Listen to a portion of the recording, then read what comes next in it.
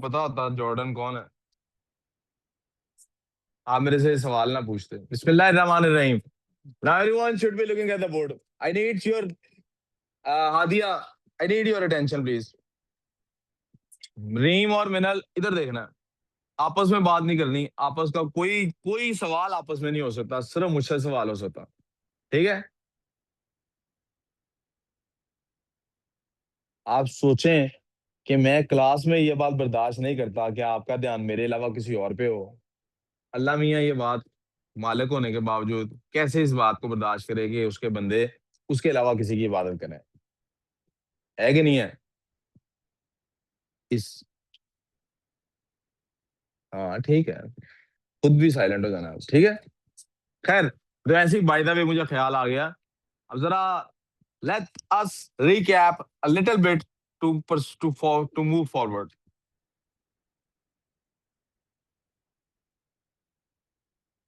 मैंने आपको बहुत कुछ बताया मैथ्स का अभी तक। मुझे उसमें से आगे टॉपिक पढ़ाने के लिए जो चीज चाहिए उसको रिकैप करने लगा। यार ये रीम देखो ना, फिर यार मैं देखो, मैं टाइम आपके ऊपर बोलने पे नहीं वेस्ट करूंगा, मुझे इस पे वेस्ट करना है यार। ठीक है। इधर ध्यान दो। मुझे ये नहीं चाहिए कि आप चुप करके बैठी हुई हैं। चुप करके आप बाहर भी बैठ सकती हैं, मुझे ध्यान इधर चाहिए यार। चाहिए। अगर आपको लगता है ना मैं आपको बोलने से इतराज है, मुझे आपको बोलने से कोई इतराज नहीं है। मुझे इतराज इस बात से आपका ध्यान मेरी तरफ है कि नहीं।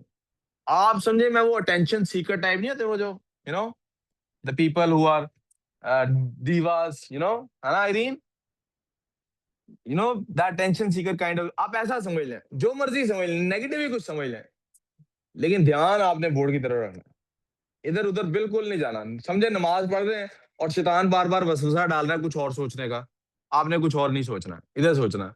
अगर कुछ और सोचना है तो फिर ना वो बाहर बैठना है। ठीक है। Let me recap a few things. In fact, just a couple of things. Quantities are interdependent. Quantities interdependent हो सकती है। क्वांटिटीज इंटरडिपेंडेंट हो सकती। What is एक क्वांटिटी के interdependent? एक दूसरे पे डिपेंडेंट है। एक के बढ़ने से दूसरी क्वांटिटी बढ़ेगी, एक के कम होने से दूसरी क्वांटिटी तो इंक्रीज। हम कह लेते हैं let A and B two separate quantities.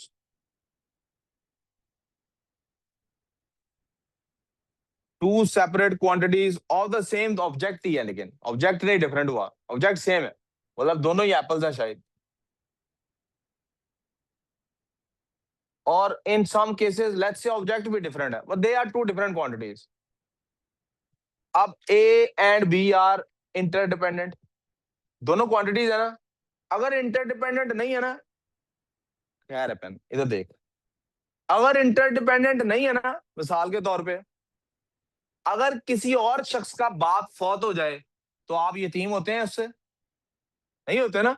लेकिन अगर आपका बाप फौत हो जाए, हम किस केस की अब बात करने वाले हैं? अगर हमने ये देखना है कि बाप फौत होने से कोई असर आता है कि नहीं, तो हम यकीनन ऐसे केस की बात करेंगे जिसमें बाप और बेटा या बाप और बेटी मौजूद है। हम बाकी केसेस को इग्नोर कर देंगे।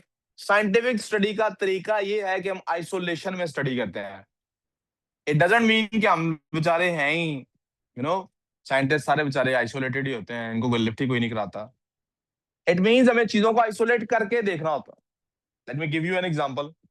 पहले एक साइड नोट पे एग्जांपल कर लेते हैं, उसके बाद आपको बात समझ आ जाएगी। मैं ये एग्जांपल आई होप पहले डिस्कस कर चुका हूं, नहीं की तब भी कोई बात नहीं, दोबारा हो जाएगी। Suppose this is a container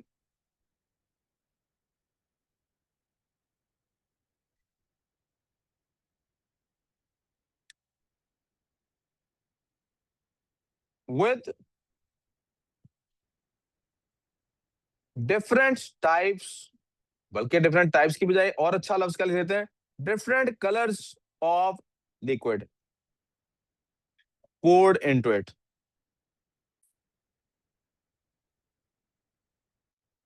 ये एक कंटेनर है जिसमें हमने डिफरेंट कलर के लिक्विड्स डाल दिए हैं। सपोज हमने इसके अंदर ग्रीन कलर डाला है, हमने इसके अंदर ब्लू कलर डाला है, हमने इसके अंदर व्हाइट कलर डाला है। एक सेकंड प्लीज। हमने इसके अंदर green, blue, orange. somebody was saying sir कुछ पूछना है ना? खैर है, उसको एक मिनट बाद। Don't worry about it. हमने रेड भी उसके अंदर डाल दिया है। There are so many liquids जो हमने इसके अंदर डाल दिए। Will it have a final colour? इसके अंदर कोई फाइनल कलर Yes, होगा? sir. वो एक singular Yes, colour sir. Shade होगा या वो डिफरेंट शेड्स हमें अलग अलग नजर आ रहे होंगे? डिफरेंट शेड्स अलग अलग Singular. नजर आ रहे होंगे। अगर वो डिफरेंट शेड्स अलग अलग नजर आ रहे हैं दैट मींस वो आपस में लिक्विड्स मिक्स नहीं हुए। वो लिक्विड्स मिक्स, अगर वो अलग अलग नजर आ रहे हैं तो लिक्विड्स मिक्स नहीं हुए। अगर वो मिक्स हो गए हैं तो लिक्विड्स का जो भी कलर बनेगा शेड एक ही नजर आएगा। Are we good so far? अब फिर आप पूछेंगे सर मेकअप की एग्जांपल क्यों दे रहे हैं, but you guys know this right. हम डिफरेंट शेड्स अप्लाई जब कर रहे होते हैं अपने चीक्स पे तो फाइनली एक ही शेड अपीयर होता है। ऐसा नहीं होता कि सारे शेड्स अलग अलग नजर आ रहे हो। अगर अब होता है ना हम डिफरेंट शेड्स अप्लाई करती हैं चीक्स के ऊपर, मतलब पहले बिल्कुल बेस का एक कलर होता है, हर किसी का अलग अलग कलर आता है। You want to tint apply करते हैं, you know there are different things that you apply on to get a final shade, right? ये आईज पे भी होता है कभी कभी, whatever kind of makeup you. अगर ऐसा नहीं करते तो फिर हम कहते हैं मिक्स नहीं हुआ, you become a joker. Joker के चेहरे पे जो कलर होता है वो मिक्स नहीं हुआ होता। You know that right? लेकिन जब आप इसको इसका मतलब है मैं इस टाइम इंटरडिपेंडेंट की अगर बात कर रहा हूं तो मैं मिक्स्ड वालों की बात कर रहा हूँ, अनमिक्स्ड वालों की बात। अब वो जो फाइनल शेड है, मैंने जो 4 या 5 कलर्स डाले हैं उनमें से कोई एक ना डालता तो वो फाइनल शेड क्या अभी भी वही होता या डिफरेंट होता? हाँ? इसका मतलब Different. एवरी कलर, इसका मतलब है every colour has an impact. इसके अंदर every colour has an impact, इसके अंदर कोई ना कोई इम्पैक्ट इसके ऊपर है। We good so far? हर कलर का कोई ना कोई इम्पैक्ट है। अब मेरा सवाल ये सुनिएगा जरा, मुझे स्टडी करना है किस कलर का क्या इम्पैक्ट है। बाकियों का अगर मैं सबका इम्पैक्ट स्टडी करना चाहता हूँ, व्हाट इज इजियर? एक एक का इम्पैक्ट अलग अलग स्टडी करूं या सबका कंबाइंड इम्पैक्ट स्टडी करूं? अलग अलग करने से ना, Combined. जैसे हमारे घर में पैसे आते हैं, मैं भी कमा रहा हूँ, मेरा भाई भी कमा रहा है, मेरे अब्बू भी कमा रहे हैं, मेरी अम्मी की भी जॉब करती है, मेरी बहन भी कोई जॉब करती है, हम 5-7 लोग हैं, हम पैसे कमा रहे हैं। आपके सब कई घरों में ऐसे होगा ना, यहाँ चाचू हैं, 4-5 लोग कमा रहे हैं और एक कंबाइंड एक इनकम बन रही है घर की। अगर या आपकी चले एक और एग्जांपल ले लेते, एक बंदा उसकी 4-5 कंपनियां, हर कंपनी से कोई ना कोई उसको इनकम आ रही है। अब वो देखना चाहता है कि कौन सी कंपनी कैसी इनकम लेके आ रही है। सबकी कंबाइंड इनकम चेक करेगी, अलग अलग चेक करे? यहाँ तक कोई प्रॉब्लम? अलग अलग चेक। अब अलग अलग चेक करने का तरीका पता क्या है? आप बाकी सबकी वैल्यू फिक्स कर देते हैं। अगर 4 बटन्स चलने से डिफरेंट कलर्स आते हैं इस लाइट के अंदर और वो डिफरेंट कलर्स मिलके कोई फाइनल शेड बनाते हैं और मैंने हर कलर का इंपैक्ट चेक करना है कि कितने परसेंट कौन सा कलर आ रहा है, जारी बात है बाकी 3 को ऑफ करके चेक करूंगा या उसी एक को चेंज कर करके चेक करूंगा। That's how we work in science. Science में, इन साइंस जो बात आपको इसमें से सिखानी थी वो क्या थी, ये भी काइंड ऑफ एक साइड नोट है।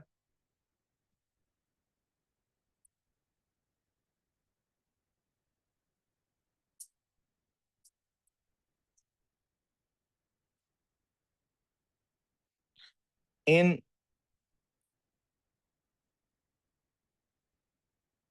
Scientific study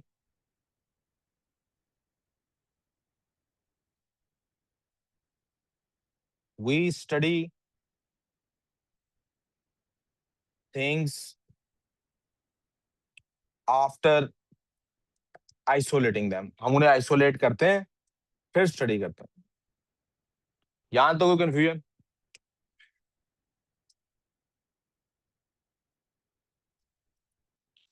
for this, Sir, wait a minute. Let me note it down. 1 minute में कंप्लीट कर लूं फिर मैं आपको टाइम देता हूँ लिखने। For this we fix everything else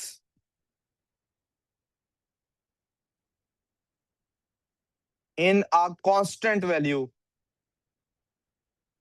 या at a constant value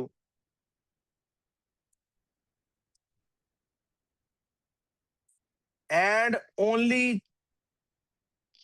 check and only change the value under study to note its impact. हम जिसको चेक करना चाहते हैं वो अच्छा परफॉर्म कर रहा है नहीं कर रहा है या कैसा परफॉर्म कर रहा है, हम उसके अलावा सबको फिक्स कर देंगे, कांस्टेंट कर देंगे, उसको चेंज कर करके चेक करेंगे। यहां तो कोई problem? We good so far? अब वापस आ जाते हैं कि quantities are Sir, interdependent. can I quantities क्या like होती हैं? look down? Can I look बेटे down? मैं सेंड कर दूंगा, मेरे पास टाइम कम है, मुझे लेक्चर में रुकना नहीं, मैं ग्रुप में आज भी नोट सेंड कर दूंगा। आपसे जो नोट हो पा रहा है करते जाए, नहीं हो पा रहा आप बाद में कर लीजिएगा। Quantities are interdependent. इंटरडिपेंडेंट है क्वांटिटीज अगर, तो इसका क्या मतलब है? ए और बी सपोज दो क्वांटिटीज है, ए और बी दो क्वांटिटीज है। इफ वी वांट, बल्कि इससे पहले कि मैं ये बात लिखूं, इंक्रीज इन ए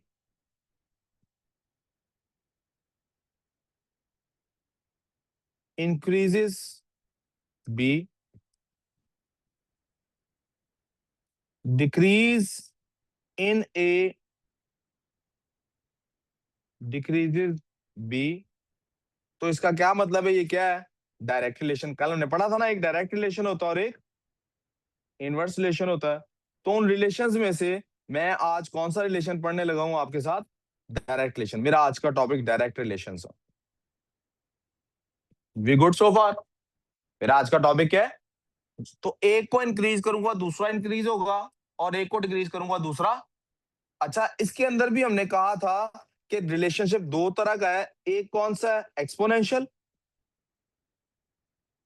एक पॉसिबिलिटी क्या है? एक्सपोनेंशियल, कि एक में थोड़ा सा इंक्रीज है उसको, जो दूसरे में बहुत ज्यादा इंक्रीज आ गया। और दूसरा क्या है जो मेरा आज का टॉपिक है? लिनियर। मुझे आपसे आज डायरेक्ट रिलेशन स्टडी कराना है, और वो भी कौन सा? लिनियर वाला। इसका मतलब है equal amount of increase in A, या there will be a fixed value between those two.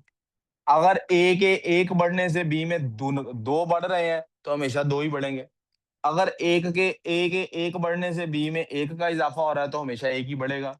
अगर ए में एक के इजाफे से बी में छह का इजाफा होता है तो हमेशा यही इजाफा होगा। That's a fixed linear relationship. कोई कंफ्यूजन? मैं पहले बता चुका कि इसको स्टडी करने का एक मेथड, ग्राफिकल मेथड भी है, और आप देखेंगे कि वेरी सून हम वो मेथड फिजिक्स में पढ़ रहे होंगे। मैथ्स में अलग से भी पढ़ेंगे, क्योंकि कुछ बच्चे, दो तीन बच्चे हैं जो बिजनेस के हैं, तो वो नहीं फिजिक्स में है, लेकिन पढ़ेंगे।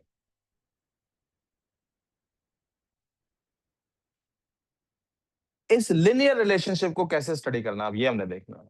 इस लिनियर रिलेशनशिप में क्या होगा? जब भी आप किसी एक वैल्यू में एक कुछ इजाफा करेंगे, दूसरी में भी इजाफा होगा, and that increase with respect to each other is fixed. That increase to each other is fixed. उसको रिप्रेजेंट करने का एक तरीका ग्राफिकल है, जो हम पीछे डिस्कस कर चुके हैं। स्ट्रेट लाइन बनती है उसके अंदर, लेकिन अभी मुझे अभी आपको बताना है कि एक मेथड है, बहुत सारी क्वांटिटीज होती हैं जिसमें ये फिक्स होता है। Let me take some examples.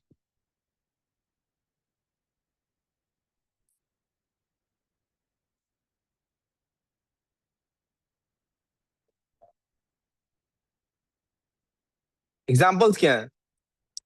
आप देखिए, मैं आलू खरीदता हूं, एग्जांपल क्या है मेरे पास? पोटेटोज। इनको मैं रिलेट किससे करा लेता हूं? जो मेरे पास आगे बिल बन रहा है। क्या पोटेटोज बढ़ेंगे तो बिल भी बढ़ेगा? पोटेटोज कम होंगे तो बिल कम होगा? क्या इनका आपस में रिलेशनशिप फिक्स्ड है कि नहीं? यानी क्या ऐसा है कि 1 किलो बढ़ने पे जितना मेरा बिल बढ़ा है, 2 किलो पे उससे डिफरेंट बढ़ेगा, या उतना ही बढ़ेगा? यानी मेरे पास अगर मैं 1 किलो खरीदता हूँ तो 100 रुपए का है, 2 किलो खरीदता हूँ तो 200 रुपए का है, 100 का इंक्रीज है 1 किलो बढ़ाने से। तो तीसरे किलो पे क्या 100 के अलावा कुछ इंक्रीज आएगा? सेम इंक्रीज आएगा ना। पोटेटोज मैंने एक एग्जांपल की, it could be anything, vegetables हो सकते हैं वगैरह वगैरह। It could be fruits as well. Vegetables हैं, फ्रूट्स हैं, बुक्स हैं। हाँ? मैं बुक्स लिख देता हूँ। उसका भी तो कोई बिल बनता है ना जब आप बुक्स खरीदते हैं। इधर बेटा, इधर इधर, इसीलिए नहीं समझ आती है फिजिक्स। कि एक किताब खरीदूंगा, लेट्स से वो 3,000 की आती है, दो खरीदूंगा तो कितने की आएंगी? 6,000 की ना। तीन खरीदूंगा तो नो, सेम अमाउंट बढ़ रही है ना। 1,000 खरीदूंगा तो 30,000 बिल बन जाएगा ना। कोई कंफ्यूजन? कोई कंफ्यूजन? 1,000 पे 30,000 नहीं, शायद 3 लाख बिल बन जाएगा। But you get the idea. Equal amount बढ़ रही है ना, फिक्स रिलेशनशिप है, लीनियर रिलेशनशिप है ना। ये लीनियर रिलेशनशिप बहुत सारी चीजों में होता है, ये परसेंटेज में भी होता है। फर्ज करें मुझे 10% प्रॉफिट हुआ है। आज मैंने बाहर फ्रूट की रेडी लगाई थी, उसमें मैंने 1 लाख का सामान रखा था, 10% प्रॉफिट हुआ। 1 लाख का 10% हम पीछे कर चुके, 10,000 रुपए का मुझे प्रॉफिट हो गया। अगर मुझे 10% की बजाय 20% का फायदा, एक मिनट ठहर जाओ यार, अगर 20% का फायदा हुआ होता तो, अगर 5% का फायदा हुआ होता, अगर 1% का फायदा हुआ होता, इसका मतलब हर 1% पे 1,000 का फायदा। फिक्स है ना रिलेशनशिप आपस। We good so far.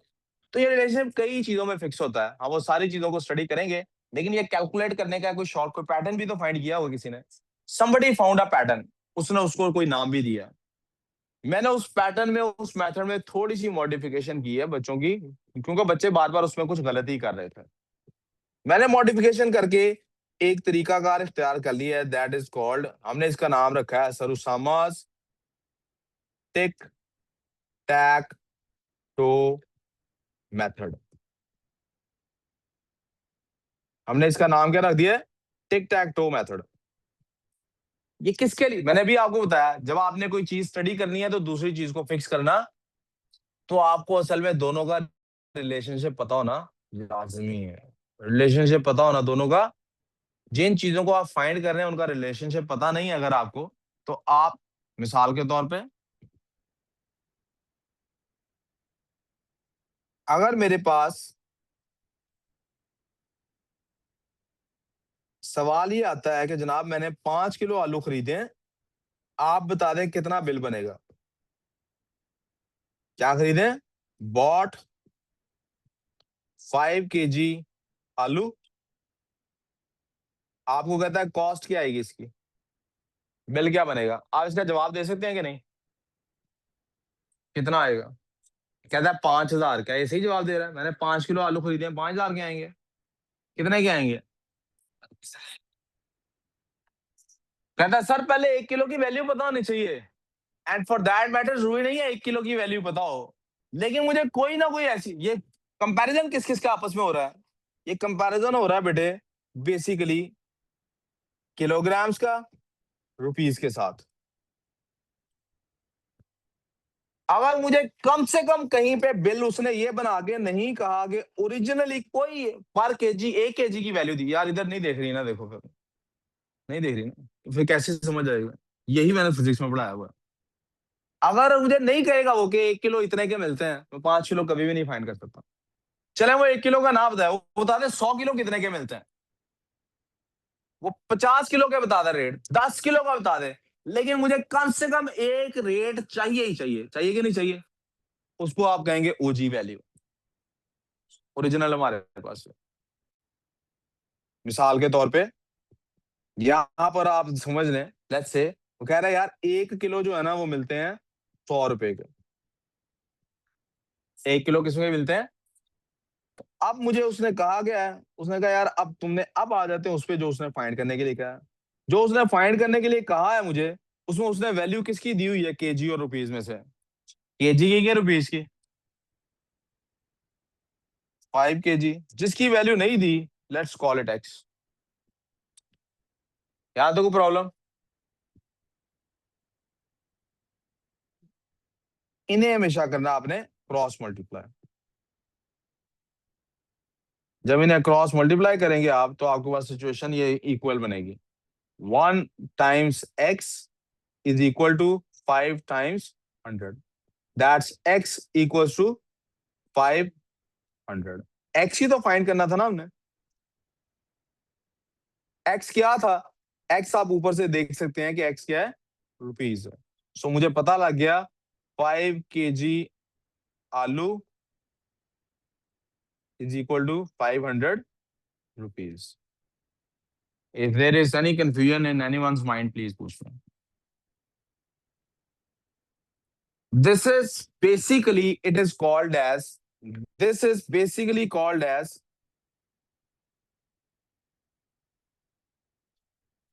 this is famously known as unitary method. आपको ये नाम पता होना जरूरी है नहीं, लेकिन वो बच्चों से अक्सर इसमें ना गलती हो जाती है, तो मैंने इसलिए इसको टिक टैक टो तो सबको आता है, who doesn't know tick tac to कैसे बनाते हैं, और मैंने फिक्स कर दिया आपके सामने. क्या फिक्स कर दिया? ऊपर वो दो क्वांटिटीज, अब मैं सबकी वैल्यूज लिख रहा हूं. यहां पर वो क्वांटिटीज आ जाएंगी जिनका आपस में रिलेशनशिप था, द इंटर रिलेटेड क्वांटिटीज. मैंने ऊपर यही जिक्र किया था ना.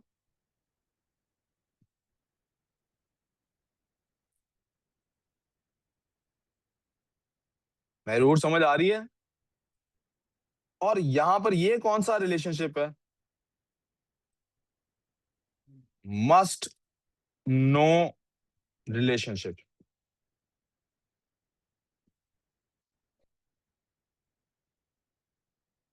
ये रिलेशनशिप आपके पास लाजमी होना चाहिए. अगर नहीं है, आप ये काम, कोई कंफ्यूजन?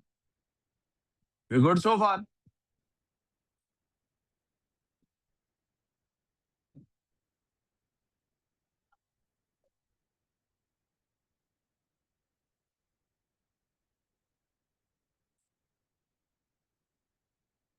रट्टा मारना है इस बात का.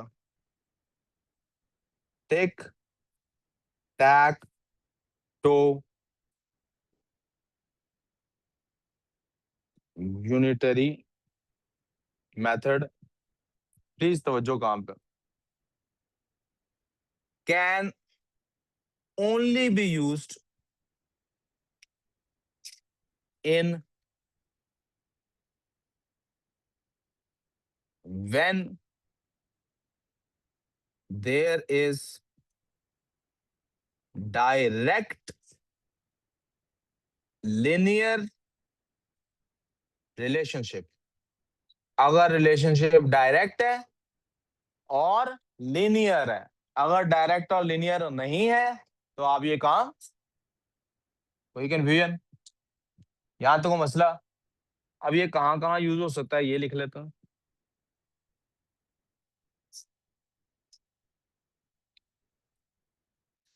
जी बेटे, एक मिनट बेटे. हम इसे बेटे फाइंड कर सकते हैं, इसे कहाँ निकाल सकते हैं? सबसे पहले बेटे हम इसे प्रॉफिट एंड लॉस में निकाल सकते हैं.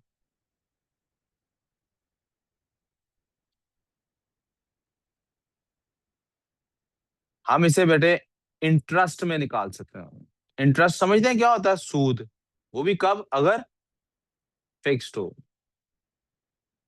हम इसे बेटे परसेंटेजेस में यूज कर सकते हैं.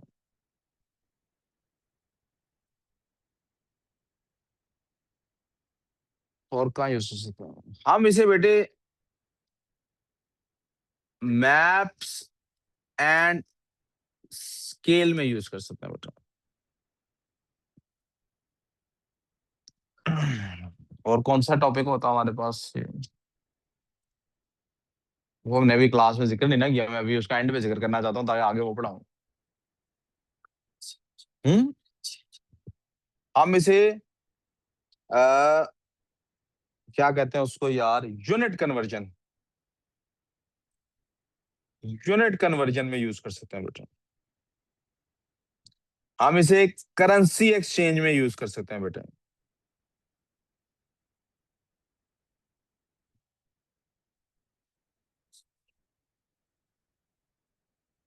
और हम इसे बेटे यूज कर सकते हैं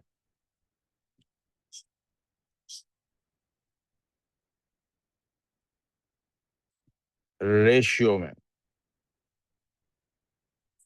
अब ये मैंने रेशियो एंड पे क्यों लिखा है, ग्रीन करके क्यों लिखा है, वगैरह वगैरह, क्योंकि मेरा इंटरेस्ट इस बात में बना हुआ है कि मैंने आगे रेशियो को डिस्कस करना है.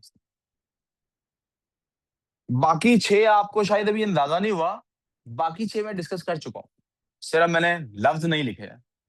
मैं एग्जांपल दूं आपको। अभी जो मैंने आपको टिक टैक टो मेथड पढ़ाया है उसमें मैंने बता दिया फिक्स रिलेशनशिप है। अगर मैं आपको कहूं $5 100 के हैं, $50 की वैल्यू निकालें, निकाल सकते हैं कि नहीं निकाल सकते? अगर मैं आपसे कहूं कि 1 साल पैसे उधार दिए जाएं किसी को तो उससे $2000 इंटरेस्ट मिलता है, तो 3 साल का इंटरेस्ट आप निकाल सकते हैं नहीं निकाल सकते? निकाल लिया ना। अगर मैं आपसे कहूं कि अगर किसी बच्चे के 50% मार्क्स आए हों तो वो 500 बनते हैं, आप 80% कितने बनते हैं निकाल सकते हैं नहीं निकाल सकते? अगर मैं आपसे कहूं कि अगर कोई लाइन मैंने सफ़े के ऊपर खींची है 2 सेंटीमीटर की, लेकिन वो 2 सेंटीमीटर की लाइन रियल लाइफ में रिप्रेजेंट करती है 2 किलोमीटर को, तो आप बताएं 10 किलोमीटर को रिप्रेजेंट करने के लिए कितने सेंटीमीटर की लाइन खींचूं? आप ये कर सकते हैं कि नहीं टिक टैक टो मेथड से? कर सकते हैं। अगर मैं आपसे कहूं कि जनाब 1 मीटर के अंदर 100 सेंटीमीटर होते हैं, 2.5 मीटर्स के अंदर कितने सेंटीमीटर होंगे? आप फाइंड कर सकते हैं कि नहीं कर सकते? और अगर मैं कहूँ करेंसी एक्सचेंज की, मैंने पहले एग्जांपल दे दी। हेंस ये सारे के सारे इसी एक टॉपिक में क्लियर हो जाते हैं। सिर्फ अब इनके एग्जांपल के क्वेश्चंस कर लेंगे हम। वी गुड सो फार? रह गई चीज रेशो की। ये रेशो क्या भला है? ये रेशो तो मैं रेशो का सिर्फ इंट्रोडक्शन अभी दूंगा, उस वक्त तक मेरा ख्याल बायो और सीएस के सर आ चुके होंगे, तो रेशो की डिटेल्स हम इंशाल्लाह कल डिस्कस करेंगे। जी, कोई कंफ्यूजन? कल क्लास में बल्कि शायद मैं रेशो डिस्कस ही ना करूं, मैं सैटरडे को आपका मैथ्स का टेस्ट लेना चाहता हूँ।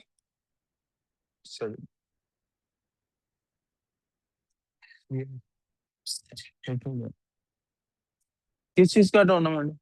तो वो Sir, जब why खत्म do you होगा keep आके टेस्ट दे देना, Saturday and Sunday? वो Because दिन में आके like दे देना। Saturday and Sundays are off.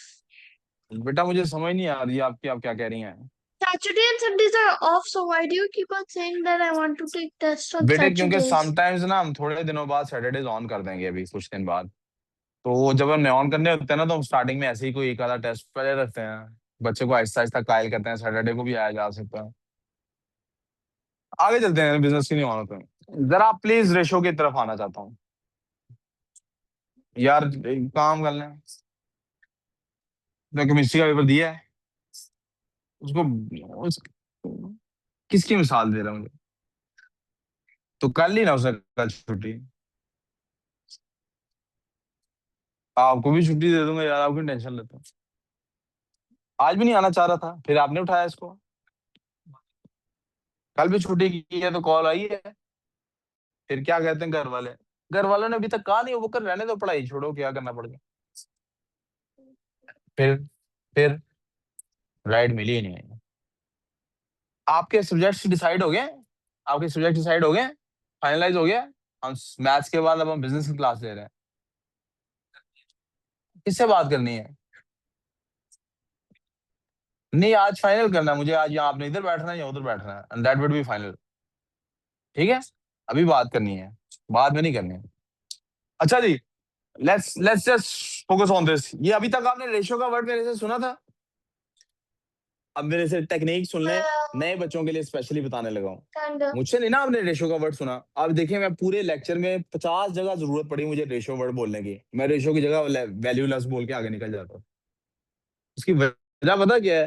क्योंकि पुत्र, ये मैं आपको नए बच्चों के लिए स्पेशली रिपीट कर रहा हूँ, आपने ये उसूल जिंदगी में अपनाना है। अल्लाह के रसूल सल्लल्लाहु अलैहि वसल्लम का एक फरमान है, तुम में बेहतर वो है जो कुरान सीखे और सिखाए। फलक साहब, तो थोड़ी सी भी समझ आई है मेरी किसी बात की आज की? नहीं, आपका ध्यान ही कहीं और है मेरी तरफ ध्यान? ओ नहीं है ना, उसे ध्यान ही तो दें ना। तुम में बेहतर वो है जो कुरान सीखे और, तो ये तो यार फिर मसला हो गया, अगर मैं मैथ का टीचर हूँ तुम्हें कुरान तो नहीं सिखा रहा, तो फिर मैं तो मेरे दिल में ख्याल नहीं आएगा मैं बेहतर होना चाहता हूँ। तो आई रियलाइज अगर मुझे दुनिया का बेहतरीन मैथ्स का टीचर बनना है तो मुझे वही टेक्निक अप्लाई करनी है जो कुरान की टेक्निक है। एंड जिस तरह कुरान हर किसी को क्लिक नहीं करता जब तक वो अपना सीना नहीं खोलेगा, कुरान उसको कहाँ क्लिक करेगा? उसी तरह आई नो मैं भी सबको क्लिक नहीं करूंगा जिंदगी में शायद, लेकिन I know now this is the best way to teach maths और any subject. And what is that method? Quran कैसे लिखा हुआ है? कुरान के अंदर मैंने देखा है, ऑब्जर्व किया है कि अल्लाह ताला कोई टर्मिनोलॉजी तब तक इस्तेमाल नहीं करते जब तक कि उसकी एन जरूरत ना आ जाए। और अगर कोई टर्मिनोलॉजी इस्तेमाल कर दें जिससे अरब्स अनफेमिलियर है, तो पहले उसकी डेफिनेशन देते हैं। और अगर कोई ऐसी टर्मिनोलॉजी इस्तेमाल कर दें कि जिसकी डेफिनेशंस एक से ज्यादा एक्सेप्टेड हैं, चलती हैं दुनिया में, तो अल्लाह ताला पहले बताते हैं कि यहाँ उनकी कौन सी डेफिनेशन मुराद थी। ये पहली सूरत से ही अल्लाह ताला का तरीकाकार है। एहदिना सिरातल मुस्तकीम, अल्लाह पाक हमें इस्तिकामत के रास्ते पर चला। तो इस्तिकामत तो बेटा उसके अंदर भी है जो शैतान है। देखे ना, बड़ी इस्तिकामत से मैं कितना ज्यादा जोर लगा रहा हूँ, पढ़ ले, लेकिन वो पूरी जान मार देंगे ना पढ़ा जाए। इस्तिकामत तो है, कंसिस्टेंटली, मैं आपका कह भी ना, कंसिस्टेंटली कोशिश कर रहे हैं मेरी पढ़ाई से जान छूट जाए। मैं कंसिस्टेंटली कोशिश कर रहा हूँ कि पढ़े। तो हम दोनों इस्तिकामत दिखा रहे हैं कि नहीं दिखा रहे? अब कंसिस्टेंसी कौन सी दिखानी है? साथ ही अल्लाह ताला ने डिफाइन किया है, सिरातुल लदीना अनअमता अलैहिम, वो वाली कंसिस्टेंसी जो अल्लाह को पसंद है, वो वाली नहीं जो अल्लाह का जिन पे गुस्सा है। अब इन दोनों में से कौन सी कंसिस्टेंसी अच्छी है? पढ़ाई की कोशिश करना या पढ़ाई से जान छुड़ाना? अल्लाह को कौन सी पसंद होगी? We can all guess. अब इस बात को तो आपने समझ लिया जो मैंने बताई। अगली बात मेरी जो साथ है वो समझ लें। Whenever you are explaining something to somebody, if you use a word, ये हर सब्जेक्ट में काम आएगी। ये बिजनेस स्टडीज में बहुत काम आएगी, आपको इकोनॉमिक्स में, पाकिस्तान स्टडीज, इस्लाम में बहुत काम आएगी। If you use a terminology that has a question of explanation, पहले उसको वहां पे एक्सप्लेन करो, फिर आगे जाओ, आपका पूरा क्वेश्चन स्ट्रक्चर्ड हो जाएगा। That's how I try to take things. मैंने रेशो का लफ्ज आज पहली दफा आपके सामने इस्तेमाल किया। अब मैं आगे जाऊंगा ही नहीं जब तक रेशो ने ट्राई कर देता। तो टू डिस्क्राइब रेशो, मैंने आपके सामने हेडिंग डाल रहा हूँ जनाब, वापस इसको फिर से मैं अंडरलाइन लगा रहा हूँ।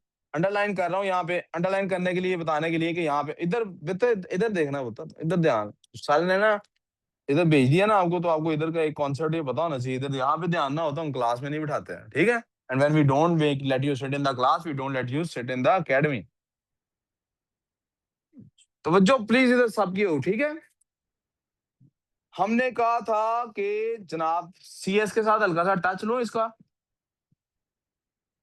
हमने कहा था डेटा रिप्रेजेंटेशन के कई तरीके हैं। डेटा रिप्रेजेंटेशन से क्या मुराद है? रिप्रेजेंटिंग डेटा से मुराद यहाँ क्या है?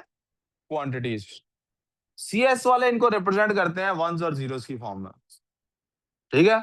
हमने कहा था हम इसको रिप्रेजेंट कर सकते हैं नंबर की फॉर्म में, हम इसको रिप्रेजेंट कर सकते हैं डेसिमल की फॉर्म में, हम इसको रिप्रेजेंट कर सकते हैं फ्रैक्शन की फॉर्म में, हम इसको रिप्रेजेंट कर सकते हैं ग्राफ की फॉर्म में, राइट? हम इसको और भी सिंबल्स हैं पुराने पिछले वाले, उनकी फॉर्म में भी कर सकते हैं।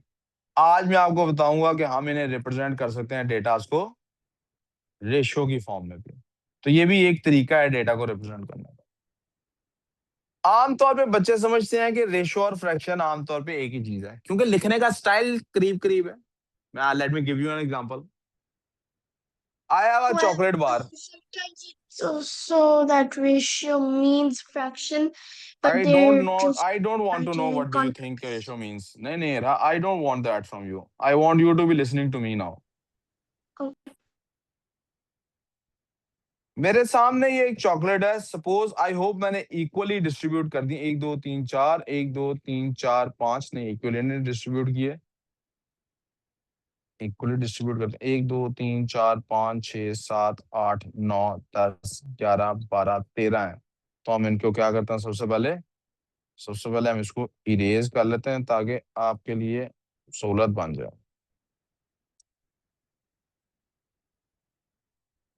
राउंड फिगर ले लूंगा ना, जरा समझाने में आसानी होगी। Suppose I have this chocolate, और मेरे पास इस चॉकलेट के हैं जनाब, ये ब्लू पेन से मैं कर रहा हूं, ठीक है?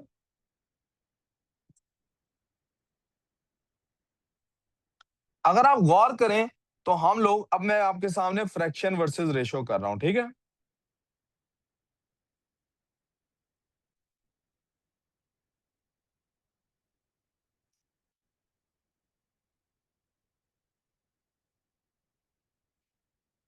ये जो पार्ट है, अगर मैं लिखूं कि मेरे पास ये जो पार्ट है, this part, I am just talking about this part, मैं उस पार्ट को जरा हाईलाइट कर देता हूं। ये वाला पार्ट जो है मेरे पास, अगर किसी ने ये ब्राउन जो ऑरेंजिश सा मेरे पास इस टाइम क्यूब है, चॉकलेट का पीस है, एक छोटा पीस ऑफ चॉकलेट है, अगर ये छोटा पीस ऑफ चॉकलेट मुझे मिल जाए, तो मुझे कितनी चॉकलेट मिली है? somebody would say, एक छोटा बच्चा होगा, वो कहेगा मुझे एक चॉकलेट मिली है। सुन तो ले यार।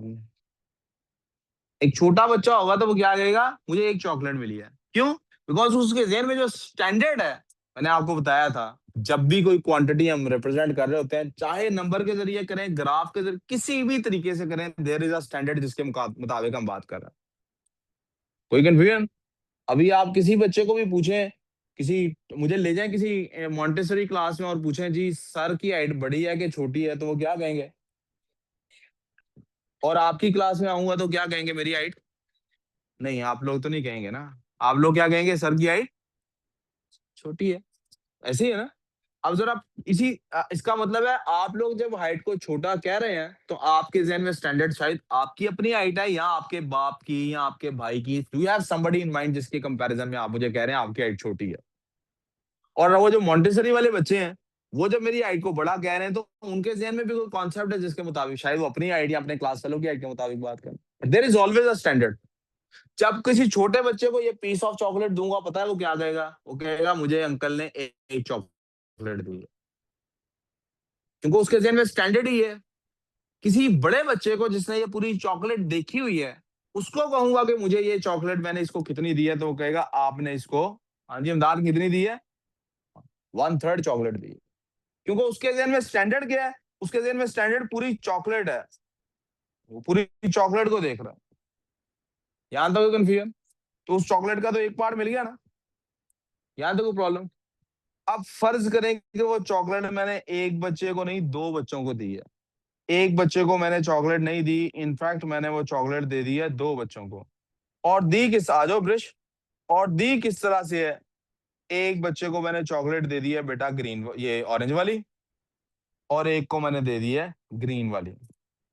अब उस बच्चों से पूछे, अब वो बच्चे अगर होंगे ना मॉन्टेसरी के, तो पता क्या कहेंगे कि हमें कितनी कितनी चॉकलेट मिली है? कहेंगे हमें हाफ हाफ मिली है। मॉन्टेसरी के बच्चे हैं ना छोटे, उनको क्या पता? अब वो भी अकलमंद हो गए हैं, तो वो क्या कहेंगे, हमें कितनी कितनी चॉकलेट मिली है? वो कहेंगे बाबा ने, अंकल ने, चाचू ने, सर ने हमें चॉकलेट कितनी दी है। एक बच्चा कह रहा है मुझे, क्या वो ये कहेंगे मुझे 1/3 और 2/3 मिली है? वो पता क्या मिलेंगे, अगर उन्हें नंबर्स की सेंस होगी, वो कहेंगे कि हमें चॉकलेट मिली है जितनी इसको चॉकलेट मिली है, मुझे उससे डबल चॉकलेट मिली। वो क्या कहेंगे, जितनी है, वो यही यही बोलते हैं बेटे। आप कुरान खोलिए जरा। कुरान में जब विरासत का हिस्सा तकसीम किया गया, तो कैसे किया गया? बेटी को एक हिस्सा दो, बेटे को दो हिस्से दो। इसका मतलब आप विरासत के हिस्से कितने करने हैं? चलो, अगर सिर्फ एक बेटी और एक बेटा है, विरासत के कितने हिस्से करने हैं? तीन है, दो नहीं करने हैं। कितने करने हैं? बेटी को एक हिस्सा देना। आप समझें ये विरासत, और मैं कुरान की जुबान में आपसे कानून विरासत डिस्कस कर रहा हूँ। आप आम मैथ्स, एक कॉन्सेप्ट देखने का क्या है कि मुझे 1/3 दे दिया गया है, दूसरे भाई को 2/3 दे दिए गए, तो ये क्या हो गया है, 1/3 हो गया है प्लस 2/3 हो गया। ये वाले जान सुन ले, पंखा बंद करना।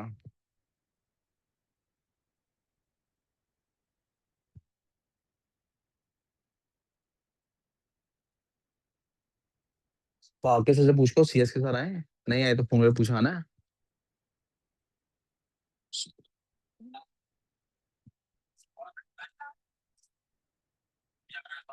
एक सेकंड पे।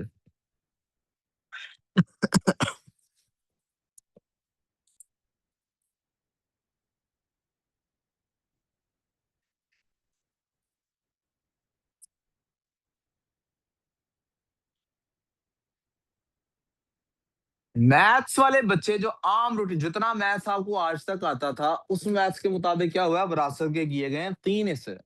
एक हिस्सा उनको दे दिया गया 1/3, 1/3 उसको दे दिए गए 2/3। और रेशियो क्या होती है, वो होल को नहीं देखती, आपस में एक दूसरे के साथ कंपैरिजन करते हैं। रेशियो में क्या होता है, वो लोग आपस में एक दूसरे के साथ। तो हुआ क्या है, वो तो टोटल पार्ट्स कितने किए हैं हमने? टोटल पार्ट्स हमने किए हैं तीन। टोटल पार्ट्स कितने किए हैं? गर्ल को कितने तीन। पार्ट्स दिए हमने? 1 पार्ट दिया। बॉय को कितने पार्ट्स दे दिए? यहाँ तो कोई प्रॉब्लम? वी गुड सो फार? यहाँ तक कोई problem? Yeah, but you could मसला? have given the girl 1.5 and the boy also अब कॉन्सेप्ट 1.5. समझ आ गया आपको क्या हुआ? कॉन्सेप्ट समझ आ गया? किसी को कॉन्सेप्ट समझ ना आया हो? Yes, sir. अब याद है आपको मैंने कहा था डिवीजन कोई और चीज होती है, फ्रैक्शन कोई और चीज होती है। हम इक्वल इसलिए लिख लेते हैं कि एक दूसरे से बाद में इनको सिंपलीफाई करते जाएं तो one quantity can be represented in the other quantity. हमने इसी तरह फ्रैक्शंस और परसेंटेजेस को किया था कि 50% को 1/2 भी लिखा जा सकता है, 0.5 भी लिखा जा सकता है। इसी तरह से मैं आपको ये समझाने की कोशिश कर रहा हूँ। आप सेम क्वांटिटी को 1/3 से भी रिप्रेजेंट कर सकते हैं और 1:2 से भी रिप्रेजेंट कर सकते हैं। 1/2 से नहीं इसको रिप्रेजेंट कर सकते आप गौर करें कि ये जो ब्राउन कलर की या ऑरेंज कलर की क्वांटिटी है, इसको मैं 1/3 तो कह सकता हूँ, इसको मैं 1:2 भी कह सकता हूँ। यानी फोकस मेरा फिर 1 पे होगा। 1 पार्ट आउट ऑफ 3 पार्ट्स हो गया ना फिर। लेकिन मैं इसको 1/2 नहीं कह सकता। हाँ, लेकिन जब मैथ्स में हम जाते हैं, रेशियो को जब सिंप्लीफाई करना हो, मिसाल के तौर पे ये चॉकलेट, ये जो विरासत है, ये 3 प्रॉपर्टीज ना होती, ये 30 प्रॉपर्टीज होती। सिर्फ एक लम्हा, ये कितनी प्रॉपर्टीज होती? 30 प्रॉपर्टीज। तो क्या होता? 10 प्रॉपर्टीज एक को मिलती हैं, 20 प्रॉपर्टीज। तो सिंप्लीफाई करके ये यही सिचुएशन बन जाती है ऊपर वाली। चूंकि ये सिंप्लीफिकेशन वैसे ही हो रही है जैसे, इसलिए बेटा इनको हम इनसे रिलेट करते हैं। वरना आपके जहन में हमेशा ये कॉन्सेप्ट क्या रहना चाहिए? रेशियो मींस होल के इतने पार्ट किए गए हैं। This is one part, these are two parts. एक पार्ट ये चला गया आपके पास और टू पार्ट्स। बेटा ये कॉन्सेप्ट बताना क्या जरूरी था क्वेश्चन सॉल्व करने के लिए? नहीं, क्वेश्चन आपने वैसे भी पहले भी आपने रेशियो के सवाल, आपको लगता ही होगा बड़ा आसान चैप्टर है। बताया पता क्यों जरूरी है? अगले चैप्टर्स आपको अब आसान लगेंगे इंशाल्लाह। क्योंकि जब मैं याद कराऊंगा रेशियो ये होती है, तो आप कहेंगे अच्छा वेक्टर्स तो कोई मसला ही नहीं है। वरना वेक्टर्स में दुनिया फंस जाती है। वी गुड सो फार? इंशाल्लाह क्वेश्चंस करेंगे और टेस्ट प्रॉबली हफ्ते को ही होगा। अपना ख्याल रखें। क्लास यहाँ पे क्लोज कर रहा हूँ। सीएस और बायो की क्लास रिज्यूम कर रहा हूँ। अल्लाह हाफिज।